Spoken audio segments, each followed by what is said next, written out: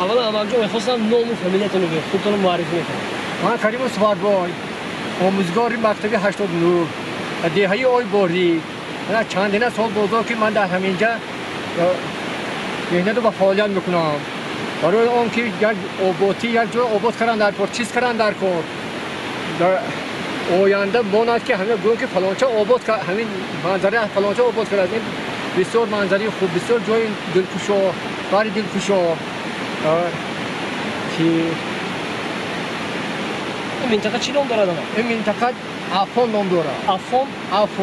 افغان کدام سبب؟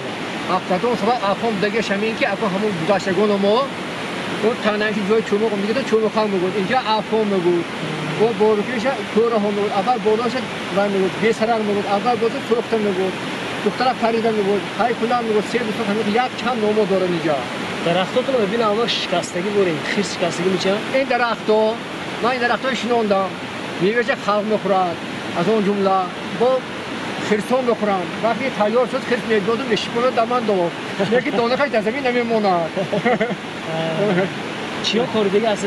چیا اینجا یواش نکار دارم اگر علف دیگه هم دیگه اگر سیب هست دور هست چرمق هست بید هست سفیدار هست نسل نورس به چی گفتنی هست؟ طبیعت پایمال میکنه.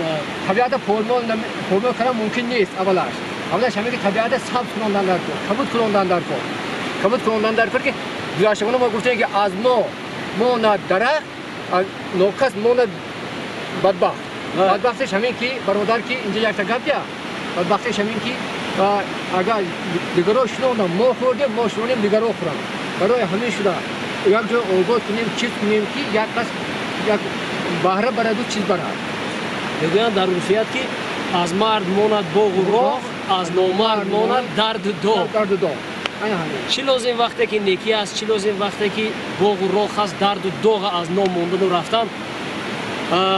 از سال چند روز کار دیدم باغ؟ از سالی اکو انقش نمیدونم یگان 20 سال شد.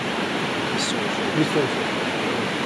یگان چیز شما غم میتید یگان چیز آزار میتید در بوری که باغ مثال یک راهگذر درخت میبرد یک میوه تونو میکنند یگان فشار از طرف یگان جهت چیز هست یا نه؟ نشده است. نشده که شبیه که فقط خرسکا فشار فقط اخیر.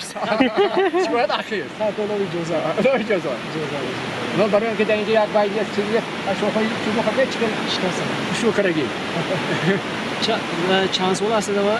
سینتون چند است؟ من سینم 67 نه در سن 67 سالگی درخت بشینم که نبیره ها خورد یک راهگذرا خورد یاد گرفتن در کار از ما از همین جانب با پایانگاه میشیم برای بالا رفتن وقت نداریم به حد سخت خرسند هستیم که اون برادرایی که برای ما برای برآوردن ماشین کمک کردن توصیه دادن که حتما همینجا بیایم ما منتدار هستیم. یک جهان تشکر اما یک دو متر نمیشه. دو امروز پیشایش کارتون کرد روی سفید کرد دیدم تمام وقت داخلتون پی. یک جهان تشکر. یک چیز میگفتم تو من از شما یک خواهشی سخت داشتم خب اگر خواهش ما رد نکنید من به حد خودم سرفراز اسم می‌برم. از نام من در همین جای یک درخت شنید که هوای سبز شود خلا شود از نام من نشان بکنید. اما از نام شما وای انم درختای ها دیده یک تا هست. چرا همه وقت درخت سنوبر میگیم ما پلیس کارگاز بریم. انا وای یک تا مال همچین نشونه در نزد همه باید شخص به سال آینده میشه نه یا همین سال؟ نه سال آینده میشونه و همه سال افغان میشه. کدام شخص توش نشما؟ من همین چه صف سرخارگان؟ حالا همه میشونه از نام شما از نام سه برادر میشونه همه در شاخه‌های بالا دیدن این درخت گفته که افتو میشه سطحی همه خیروهاش یک آدم نگاه تگاه میشه رحمت میده. هزار یک جواب تشکر. ولی اگر شما نبرامدن من اینجا ما هر دو جا کردیم یک آدم مسافر مجاور جا شده یک بدن نانچه خود خیزه را. یک جواب تشکر. دوستای عزیزی ماغیانی هر گوهی که انا همینجا اومده دو در زیر انا همون شاخ یک درختی سرسبز و کلان رو دیدید حتما دانید که درخت شخصی من است. من اجازه دادن یک جهان تشکر. هزار رحمت. من منتظر رحمت های کلام دعا کردید دعای شما برین انسان مستجاب میشه از اونه که در غیبتی که است در پیشبا دادنی که از یک طبیعت آغاز ما شما نه یکم بودیم خیلی داره که دو جلسه گذاشتنی یک طبیعت دادن از غیبتی که تو نوکس دوری سودان داشت برای اون که غیبتی نوکس yok ne? Bana همینجا دایره ها همین دایره میگه میکند اروکا میبرد چی میکنه هم دم آدم ایزاد دوستی ناقابل آدم ایزاد بایران میبره بایران میبره ولی من همین کلام سینگی دارم اول 5 minut درباره تعلیم و تربیت بیان میکنن که دو راه دارد آدم ایزاد یک نیکی یک بدی با راه نیکش دید و با راه بدش نروید برای آنکه با راه بدش که رفتن بچه یا این کارو میکنه یا اون کارو میکنه جل داداش ننگ میداره کاری نیگه کنه داداش رحمت میداره انا همه داداش هزار اول شما چویش کنید اسمش آب را افر نداره حتما به الان تشکر برای خدمتتون برای اینکه برای دستگیری که در اینجا چیزی که می‌بینیم موندن اصلا در اینجا چیزی که حضور آوردن و همه کوشششون و مقصدی بر یک توجه شما چیزی که باقی که در اینجا عبور کرده شما ما بسیار سعادتمند هستیم از این با ما هم به نهایت که روز میشه که ما در همین جا همیشه میوه شما البته روزی که اجازه شده دادا یه بخشی دو سید ابوالخیر هست میدونید میدونم اما آدم همینجا اول داشت و یک روز چه خیر شد من همین بالا خرم هم جا بودم آدم هم یک خوشحالی جرقه دبیر سنگ سوار حیران شدم آدم های بگم شد ابو جو شد دما شما عبور کردم خوشحالی که داخل خودی انداختم اینجا پیش جنگیتون بودم این دکیلا تو که آبداری رفته بود من آدم نمیدونم یک آدم دیدم که پیش سرش خرج کرده بوداشت برا یک بچه چند دیماش بود بوداشت برا فهمیدم که همون سید داشت خبر پوچه کدوم چیزی کدومایو همین خیلی کرد و یه روز گفت که معلم میبخشید و من همین آلمانیکای چینم بودم خیلی باشکتون کردم من آدم هزار تشکر دادم که سوارش دام رسیدم سوار رسیدم جرقاتی ما انا این خاطر این خوش خاطر از اون تو چیزی بود دادم نیکی نمیکنه کوی گفتم دیانگی میگم شما معلم بودید اما معلم ده شما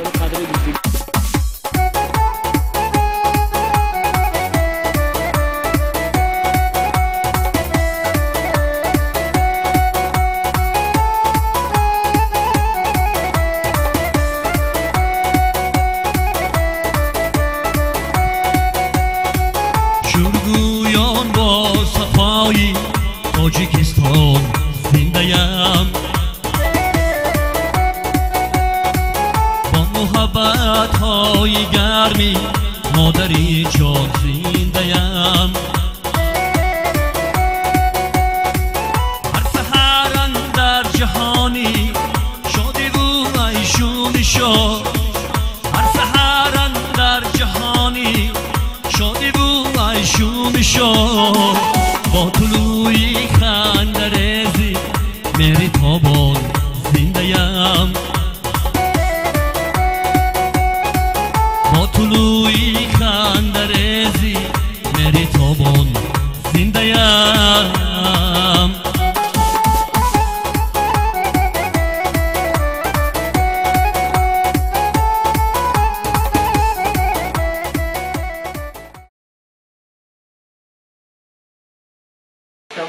دوستان عزیز ما در خاندان عکای عبدالواحد پسری ملا سیدقل قرار داریم. سال 2012 یکمین مرتبه وقتی که من دهه موقعیان توی آمدم و همین خاندان مهمان شده بودم. خانه پدریشان است.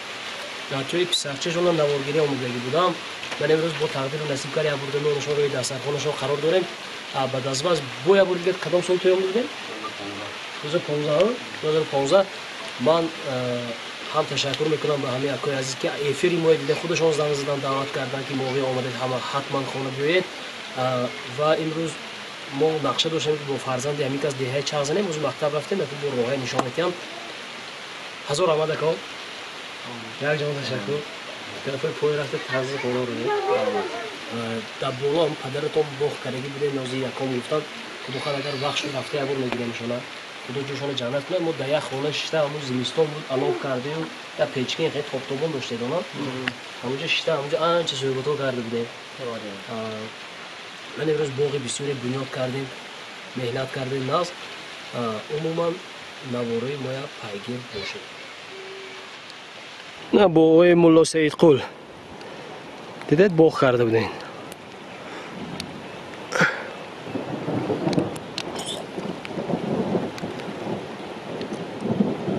هرگه یادت کنم ای دهی زیبا ماغیان پیش چشم آید هزاران پیر و برنا ماغیان. یک زمان مسکن گیرم دور از آغوش تو، جذب بینمایم همیشه مهری والا ماغیان.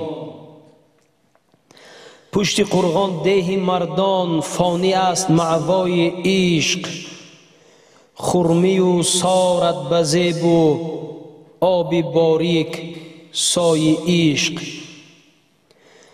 دلبرانی غیزنی دل را نموده جای عشق، منزل دلدادگان به مثل و همتا ماغیان. مردمی مهنت پرست و نیک بین آید درود، دلبرانی با وفا و نازنینانت درود. یادی دهش کرده دلشاد آفرید بر ما سرود، وادی شعری تر و بیت و سرودم ماغیان.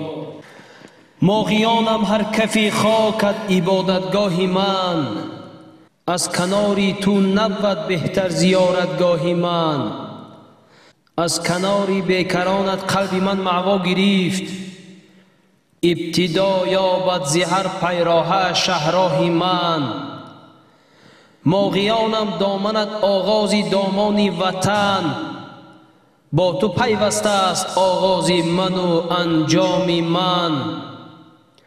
قطره آبی تو بهتر باشد از آب حیات، خاک و خاشاک تو باشد سرمه چشمان من. صابرجان ماغیان.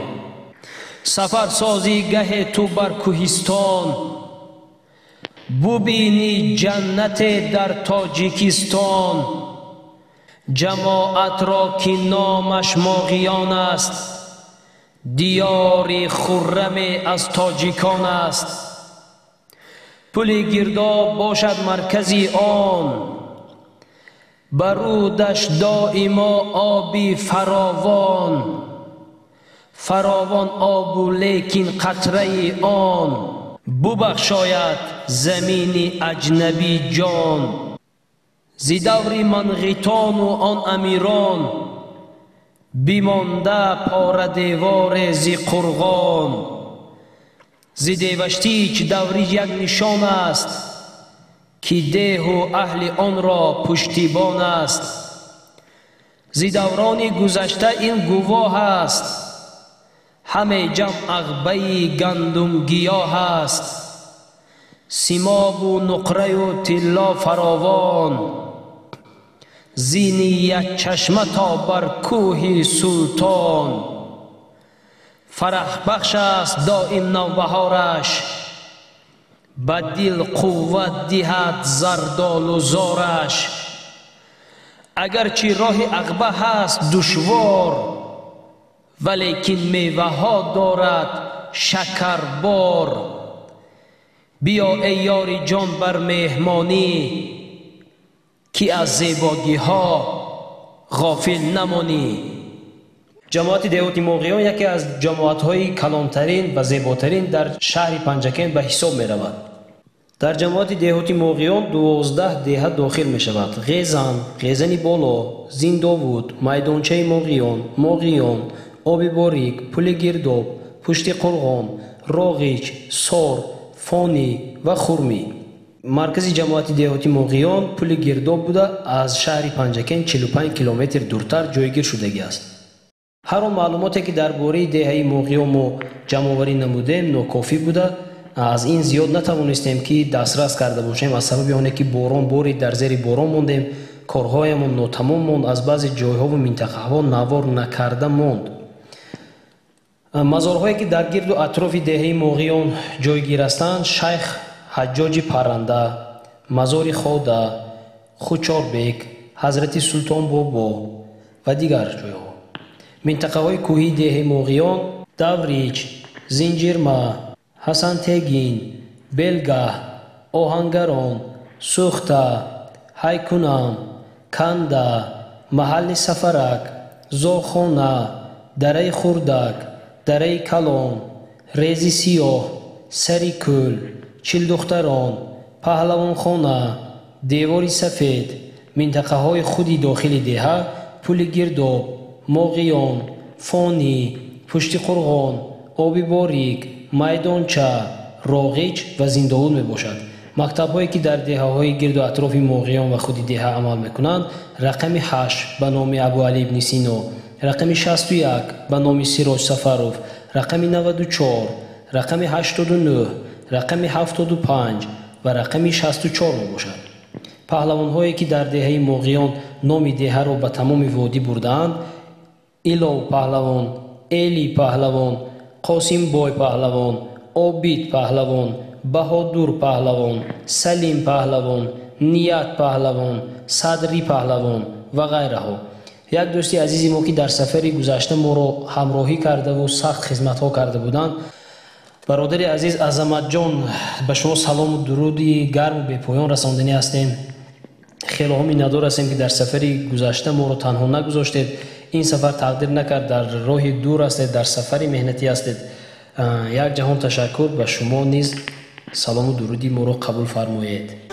بعدی سری من پسر ناله مکن جانی پدر، گاهی سری قبرم سهر یک فاتحه خوان و گذر. تو بر خدا زاری نما، بر مادرت یاری نما، بر دادر هم خواهرت دلدار و غم خاری نما،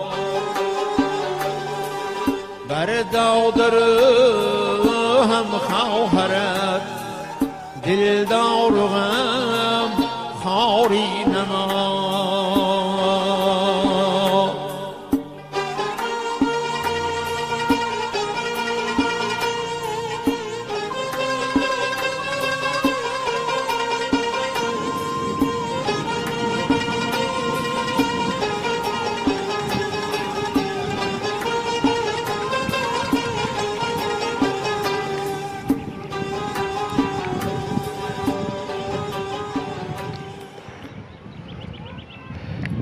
سهراب وقت خیر برآمدن و این خیر نوبت کردی. آن عزیزای دل و دیده، با همین نوار دهه های گرد و اطراف ماغیان، دهه هایی که نامبر کردیم، با انجامش میرسانیم. خواهید که همین خستگی های ما برطرف شود، نوار رو پدیلیت کنید، کامنتاریا نویسید و حتما اعضا شوید که تا خستگی های ما برطرف گشته و روح بلند گردیم و به دیگر منطقه های وادی زرافشان سفر کرده باشیم. برای ما خیلی ها کمک کردن. سهراب جان قیوموف از دهه سار از همین جماعت هستند. نوار بردار هستیم، عکس بردار هستیم، در توی معرکه ها خدمت میکنیم. یک جهان تشکر که تا این دم با ما بودید. حتما در ایموها، واتساپ ها، وایبر های خود پهن و پریشان کنید که حالا هم بپرسم سالی گذشته ما به کوههای شما آمده بودیم، میپرسم کسی قریب که شماره کمی آدمان دیدگی هستند. به نهایت یک دهه های فراخ و کوههای سر به افلاک کشیده دارتون. هر چیزی که میتوانستیم انا همین بود و خلاص. نواری زینداوود و راغیچ رو انتظار شوید. آن دره هم خیلی یک دره پرفیض و پربرکت است، گرچنده که از راه تنقیسی میکشند. اگر گوید که برای خدمت های تو این خیلی ها کم است، باز میتوانیم که چیکار کرده باشیم. عزیزای دل دیده، همون در کارته هایی که در زیر اکران ها میبینید، سهم کوچکی خود رو گذارید که تا ما توانسته باشیم که به دیگر دهه های تاجیکستان، دیگر منطقه های وادی زرافشان سفر کرده باشیم، به کوه ها برآمده باشیم. برای ما خیلی ها اسباب و انجام های زیاد لازم است، تجهیزات لازم است، همراه لازم است، خرج و خراجات ما خیلی ها زیاد است. خراجات مخصوصی که از گلویم گلوگیر و از پایهایم زنجیربند میکنند برای پیشرفت کار. این همون سوزشواری است که یعنی بنزین است که از дар ҳоли ҳозир 1 литраш аз 11 сомон зиёд аст. ин автомобили мо дар Кӯҳсор қариб 1 маротиба зиёд мехӯрад. Шикасту рех дорад, дигару дигар дорад. маро ба каҷӣ набаред. ин маблағҳои хурдакаке ки 5 сомону 10 сомону 20 сомоне ки аз шумо талаб карда истодаем, ҳамчун бародарвор мо барои зиндагӣ истифода намебарем. албатта ин барои хизмат кардан ба ватан аст. ҳам савоб аст, ҳам тамошо мекунед, зиққоҳоятон мебарояд. як умр деҳаҳои шумо дар интернетҳо ҷилвагар меистанд. ман фикр мекунам ба ин савобият ҳатман кӯшиш шавед ки дасти танҳоӣ кашида истодаем. наметавонем ки ҳама ин харҷу хароҷотро дар танҳоӣ ба дӯши худ гирифта бошем. як ҷаҳон ташаккур, панотон ба худо. дар тӯю маъракаҳо даъват кунед ки омада хизмат кунем. аз парвардигори яккаву ягона аз сидқ талаб мекунам, дуо мекунам ки ба он шахсоне ки орзу ҳавас кардагӣ ҳастанд ба ниятҳои некашон расанд. ба он шахсоне ки фарзандталаб ҳастанд, парвардигори меҳрубону яккаву ягона фарзанд ато кунад ки мо биёем дар тӯйҳои фарзандонашон иштирок кардаву хизмат кунему, зиндагиамонро пеш барем. панотон ба худо як ҷаҳон ташаккур ки то ин дам бо мо будед. сарбаландиву хонаободӣ, сарфарозиву зафармандӣ, осмони софу беғубор насиби якояки шумо азизони дилу дида бошад. як ҷаҳон ташаккур. панотон ба худо.